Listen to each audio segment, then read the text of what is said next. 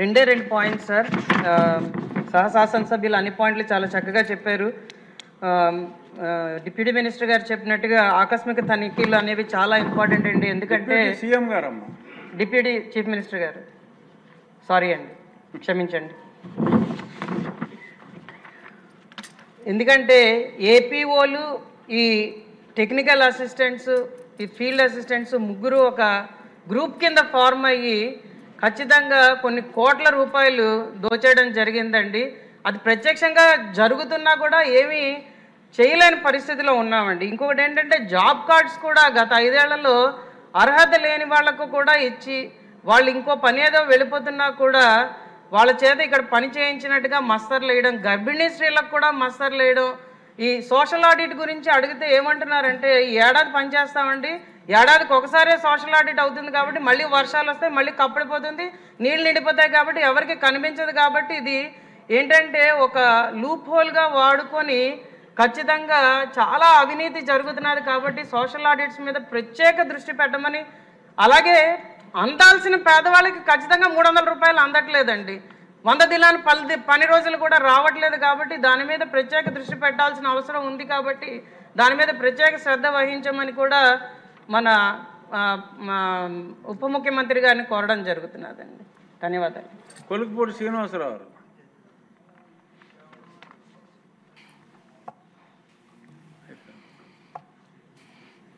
అధ్యక్ష, ధన్యవాదాలు అధ్యక్ష.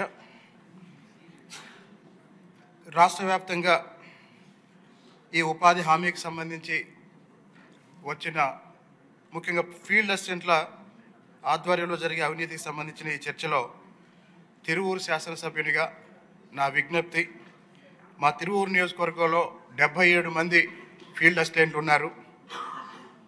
అక్కడ కోట్లాది రూపాయలు అవినీతి జరిగినట్టు 42 మంది ఫీల్డ్ అసిస్టెంట్ల అవినీతి వివరాలు స్థానికంగా ఉన్న ప్రజలు మా కార్యాలయానికి అందజేయడం జరిగింది.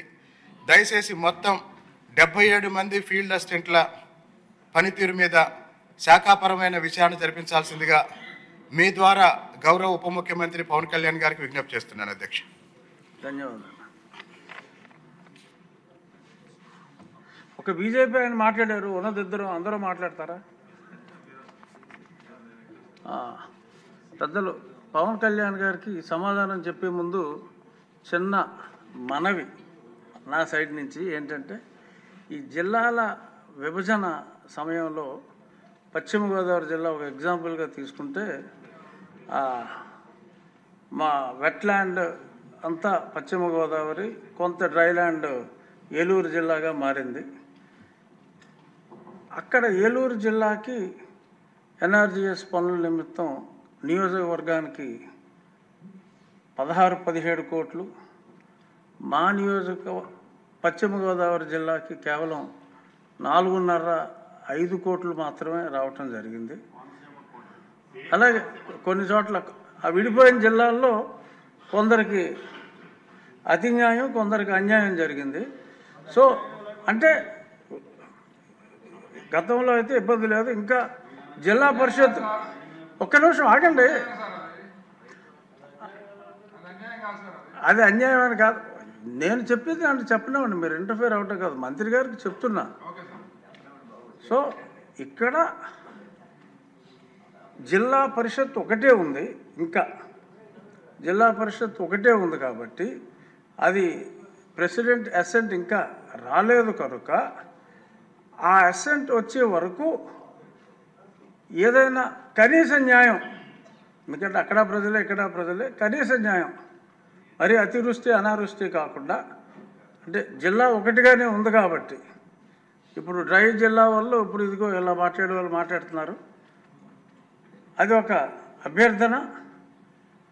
మీ పరిధిలో ఏమైనా ఉంటే జిల్లా పరిషత్ ఒకటిగానే ఉంది కాబట్టి ప్రెసిడెంట్ అసెంట్ ఇంకా అఫీషియల్గా రాలేదు కనుక ఏదైనా వెట్లాండ్స్ని కూడా, డెల్టా ఏరియాను కూడా కనికరించే అవకాశం ఉందేమో పరిశీలించమని అభ్యర్థన. ఏది మీరంతా డ్రైల్యాండ్ వాళ్ళు, మీరు అబ్జెక్ట్ చేస్తారు. మీరు అడిగినటువంటి మొత్తం రాష్ట్రం యూనిట్గా చేస్తే బాగుంటుంది. అంతేగాని జిల్లాకి ఇప్పుడు మెట్ట ప్రాంతాల్లో ఎక్కువ మ్యాండేట్స్ వస్తాయి కాబట్టి ఆ మ్యాండేట్స్ని బట్టి మాకు ఎక్కువ గ్రాంట్ వచ్చేటటువంటి పరిస్థితులు ఉంటాయి. ఇక్కడ పల్ల ప్రాంతాల్లో మ్యాండేట్స్ తక్కువ ఉంటాయి కాబట్టి అక్కడ వర్క్ కాంపౌండ్ తగ్గుతుంది, పనులు ఎక్కువ ఉంటాయి. ఇది అలా కాకుండా మొత్తం టోటల్గా రాష్ట్రాన్ని ఒక యూనిట్ చేయమనండి, యూనిట్ చేసి అన్నిటికీ సమానంగా ఇవ్వమనండి, అది బాగుంటుందేమో ఒకసారి ఆలోచించండి. రాష్ట్రాన్ని సరే ఇది ఏం చేయాలో మంత్రి గారికి వదిలేద్దాం.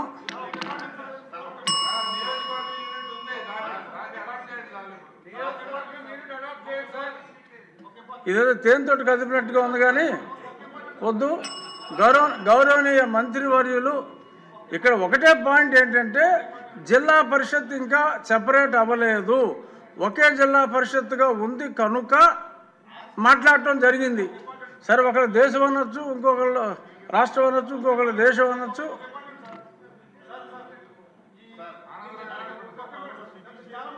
ఆనందరావు మీ సమస్య నా సమస్య ఒకటే, కూర్చోండి. వద్దు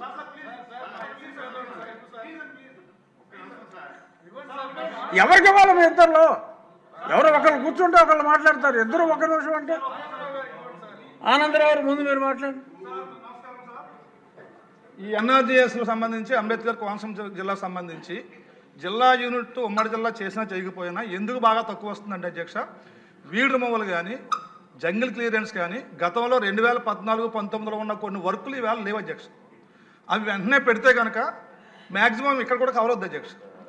ఈ వర్క్లైనా పెట్టండి. అంటే ఆయా ప్రాంతాలు, ఒక్కో ప్రాంతం మెట్ట ప్రాంతంలో కొండలో గుట్లు ఉంటాయి అధ్యక్ష, తవ్వొచ్చాయి. మా కొండలో గుట్లు లేవు అధ్యక్ష, మేము తవ్వలేము. కాబట్టి మేము కాలువలు తవ్వుకోవటాకో లేకపోతే బొద్దులు తవ్వుకోవటాకో లేకుంటే వీడ్ రిమూవల్కో లేకుంటే జంగిల్ క్లియరెన్స్కో ఇలాంటివి ప్రజలకు ఉపయోగపడేవి ఏమున్నాయో అవన్నీ చేసుకోవడానికి పెడితే ఒకవేళ జిల్లా యూనిట్ చేయకపోయినా పర్లేదు సార్. ఇది చేయం అది చేయమంటే మట్టుకు మేము అన్యాయం అయిపోతాం సార్. ఇది బట్టి ఖచ్చితంగా సార్. జోగేశ్వరరావు. ధన్యవాదాలు అధ్యక్ష. పెద్దలు మీరు చెప్పినట్లుగా ఆనందరావు చెప్పింది కూడా చాలా సమంజసం సార్. ముఖ్యంగా దీని మీద ఈ అన్యాయం మళ్ళీ నిలబెడుతున్నారు కాబట్టి దీన్ని అందరికీ సమన్యాయం చేయమని చెప్పి కోరుతూ, ఈ లోపల సెంట్రల్ గవర్నమెంట్ నుంచి నాబార్డు నుంచి ప్రతి నియోజకవర్గం 5 crores పెట్టమన్నారని చెప్తున్నారు అధ్యక్ష. కానీ ఏదైతే లింక్ రోడ్లు అని పెడుతున్నారో ఆ లింక్ రోడ్ కూడా ఎన్ఆర్జీస్లో చేసుకోవచ్చండి. కొన్ని జిల్లాలో అయితే 35 కోట్లు నుంచి 40 కోట్లు వస్తున్నాయండి. మా ఉమ్మడి జిల్లాలో మన కాకినాడ అయితే కనీసం 20 కోట్లు, రాజమండ్రి అయితే కనీసం 18 కోట్లు, నాకైతే 5.5 కోట్లు, ఆనందరావు 4.5 కోట్లు. అందుచేత దీన్ని కొంత సమన్వయం చేస్తూ ఈలోగా మనకి ఏదైతే సెంట్రల్ గవర్నమెంట్ నుంచి కానీ స్టేట్ గవర్నమెంట్ నుంచి కానీ రకరకాల స్కీములతో వచ్చే వాటిని ఈ తక్కువ వచ్చిన వాటికి ప్రయారిటీ ఇవ్వమని చెప్పి మీ ద్వారా ఉప ముఖ్యమంత్రి గారు కోరుతున్నాను సార్. నేను కోరింది అదే. ఏదైనా నిర్ణయం గౌరవ ఉప ముఖ్యమంత్రి గారికి వదిలేద్దాం, మనం దెబ్బలాడుకోవద్దు. మంత్రి గారు పవన్ కళ్యాణ్ గారు. Thank you sir. గౌరవ ఆదోని శాసనసభ్యులు చెప్పింది కీలకంగా ఒక మాట అన్నారు. జాతీయ ఉపాధి హామీ పథకం అది రాజకీయ ఉపాధి హామీ పథకం అయిపోయింది. అది గత ప్రభుత్వం టైంలో రైట్ ఏమో కానీ మన ఎన్డీఏ ప్రభుత్వం టైంలో దాన్ని నేను తీసుకోవట్లేదు. ఖచ్చితంగా గత ప్రభుత్వం చేసిన వారసత్వంగా వచ్చినవి ఈ కరప్షన్ మనం హ్యాండిల్ చేస్తున్నాం ఈ రోజున. వన్స్ నేను పంచాయతీరాజ్ శాఖ బాధ్యతలు తీసుకున్న తర్వాత మొట్టమొదటి దృష్టి పెట్టింది కూడా జాతీయ ఉపాధి హామీ పథకం కింద అసలు ఏమేమి అవకతవకలు జరిగినాయి. ఇప్పుడు ఎంత గొప్ప పాలసీ పెట్టినా పథకం పెట్టినా జనం అందరూ అంటే మనకి పార్టీలు కొల్యూడైపోయి అందరూ అంటే ఒకళ్ళని కరప్షన్ చేసామని అర్థం చేసుకోగలం కానీ ఒక గ్రూప్స్ కొల్యూడైపోతే తప్పులు నిర్ధారించడం చాలా కష్టమైపోతుంది.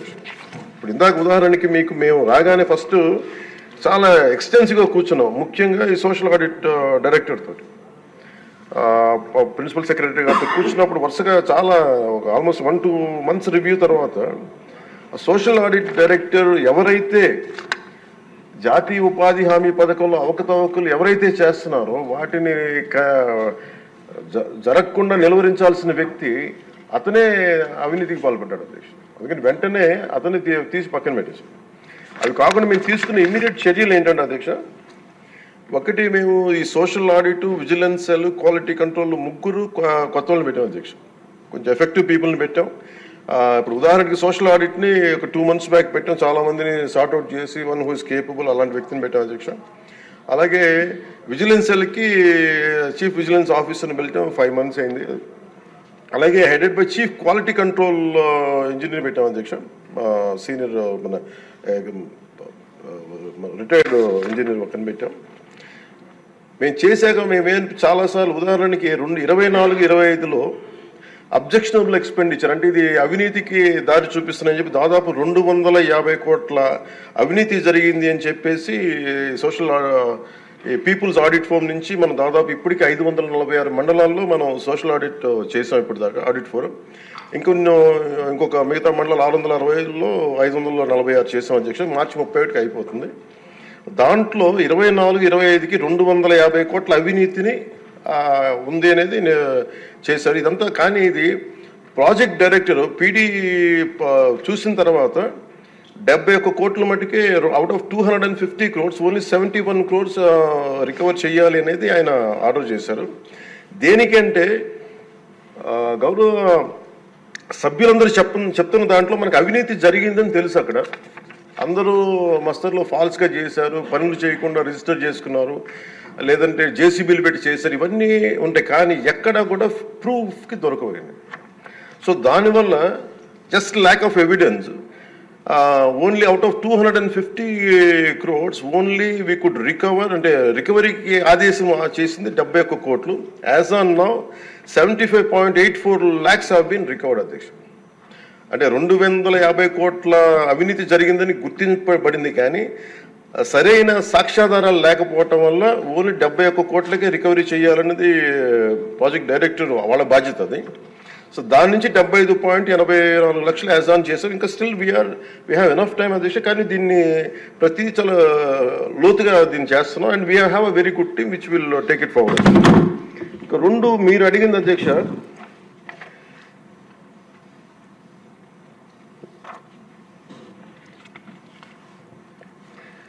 ఇందాక మన పార్థసారథి గారు అడిగింది మినిమం వేజ్ పెంచాలి ఇదనంటే wage rate revision central government కింద ఇప్పుడు 25-26కి ఎంత పెంచాలి అనేది as on for minimum wage 300 రూపాయలు అధ్యక్ష. 24-25 మనం అందరూ గుర్తుపెట్టుకోవాల్సింది, గౌరవ సభ్యులు కూడా, ఇది సెంట్రల్ గవర్నమెంట్ ఇచ్చేది కానీ ఇది మనం రాష్ట్ర ప్రభుత్వం నుంచి వచ్చేది కాదు. అందువల్ల వేజ్ కాంపౌండ్ మనం డిసైడ్ చేయం అధ్యక్ష అది. సో యాజ్ ఆన్ టుడే ఇది 24-25కి 300 రూపాయలు. దీన్ని ఆ రివిజన్కి 25-26కి కేంద్ర ప్రభుత్వం దాని మీద సంసిద్ధంగా ఉన్నారు చేయడానికి. అలాగే వేజ్ పేమెంట్ ఇంకా పెండింగ్స్లో ఉన్నాయని చెప్పారు. అది జనవరి 8 నుంచి government of India has 8th inform చేశారు మాకు దట్ ఇట్ విల్ బి తొందరలోనే క్లియర్ చేస్తాం. ఎందుకంటే అది సెంట్రల్ నిధుల నుంచి రావాలి కాబట్టి మేము రాష్ట్ర ప్రభుత్వం తరపు నుంచి మేము వెయిట్ చేస్తాం అధ్యక్ష. అలాగే మన లోకం మాధవ్ గారు మన గౌరవ శాసనసభ్యులు జేఎస్పీ వాళ్ళు అడిగిన దానికి ఏంటంటే ప్రత్యేకించి ఇలా అవకతవకలు జరుగుతుంది, దీని గురించి మనం ఏం చేస్తున్నాం అంటానికి we have created a wage monitoring cell అధ్యక్ష for increasing average wage rate. Accordingly we will take it forward అధ్యక్ష. అలాగే మీరు అడిగిన దానికి అధ్యక్ష జిల్లాని ఒక యూనిట్గా చేయమన్నారు అధ్యక్ష. అది అసలు బేసిక్గా మీరు అడిగిన దానికి ఎంతమంది అంటే అక్కడున్న ఎంతమంది లేబర్ ఉన్నారనే దాని మీద ఉంటుంది అధ్యక్ష. అంటే ఎక్కడ ఎక్కువ పని దినాలు అవసరం, ఎక్కడ లేబర్కి ఎక్కువ పని, దాని మీద బేస్ అయింది తప్ప వేరేలా కాదు అధ్యక్ష. సో మాకు ఉన్నదానికి ఏంటంటే గవర్నమెంట్ ఆఫ్ ఇండియా మన ఏ paper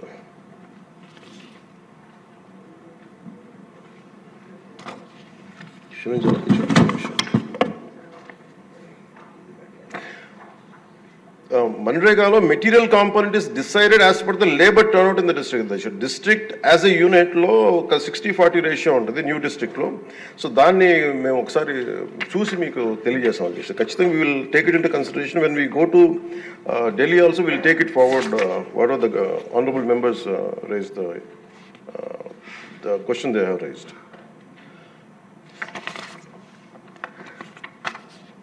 so government of India అధ్యక్ష ఇట్ పర్మిట్స్ ఓన్లీ, ఇప్పుడు మన అమలాపురం శాసనసభ్యులు గౌరవ సభ్యులు అడిగింది జంగిల్ క్లియరెన్స్ కూడా అడిగారు. But government of India very clearly said only 266 works should be taken under NREGA అధ్యక్ష. దాంట్లో జంగిల్ క్లియరెన్స్ అనేది లేదు అధ్యక్ష. సో దానివల్ల అది మన పరిధిలో లేనిది. ఇక అవసరమైతే ఇందాక మేము గౌరవ ముఖ్యమంత్రి గారితో మాట్లాడి ఇది చాలాసార్లు గౌరవ మంత్రి అచ్చెన్నాయుడు గారు చాలాసార్లు క్యాబినెట్లో ఇదే విషయం ఆయన కూడా ప్రస్తావించారు. ఇది ఫైనల్గా ఒకసారి దీన్ని మనకి నరేగాలో రాలేనప్పుడు, జాతీయ ఉపాధి హామీ పథకంలో రాలేనప్పుడు దీనిని మనం రాష్ట్ర ప్రభుత్వంగా మనం దాన్ని ఎలా చేయాలని, jungle clearance is a big issue, this all understood sir. అది కొంచెం ఇబ్బందికరమైన ఇష్యూయే.